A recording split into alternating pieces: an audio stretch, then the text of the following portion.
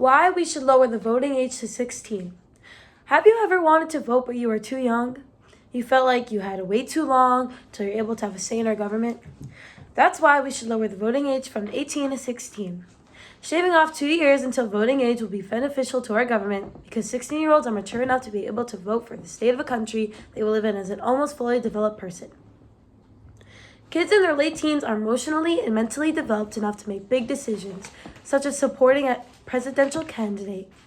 Anyway, in 2 years, they will legally be able to vote, but by then it will be too late, since the president will already be serving in their term. A study shows the psychological phenomena relevant to legal questions about adolescent cognitive capacity. Age patterns of this construct were assessed in 5,227 individuals from 11 countries. The research shows cognitive capacity reached adult levels around age 16. Teenagers have political opinions and ideas. They are old enough to formulate strong and stable opinions on our government and country. Not allowing them a vote in presidential elections would be dimming their light. Echo Pitcone, a 16-year-old influencer on social media, expresses her desire to vote. She states, "It is frustrating to not be old enough to vote in this election. Please, if you can vote, vote." This recent election was super crucial and changed the state of everyone's lives in America. The universal frustration of being in your late teenage years and not being able to vote is very valid.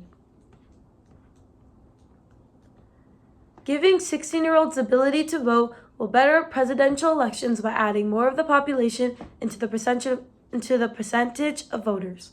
Furthermore, 16-year-olds are still in high school, meaning they are surrounded by different cultures and youthful minds with original thinking.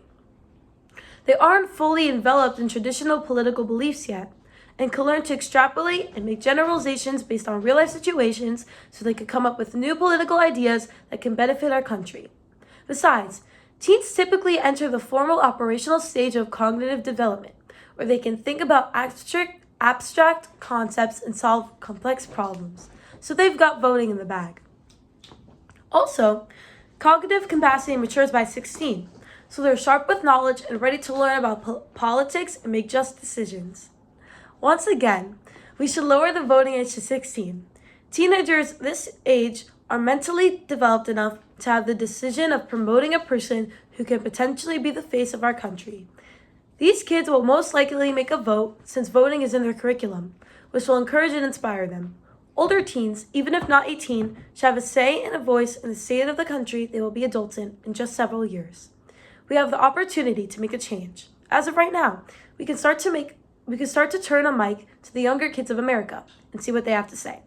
Encourage them to think for themselves and decide what is right for our country, because minors are still people, overflowing with creativity, passion, wisdom, and opinions.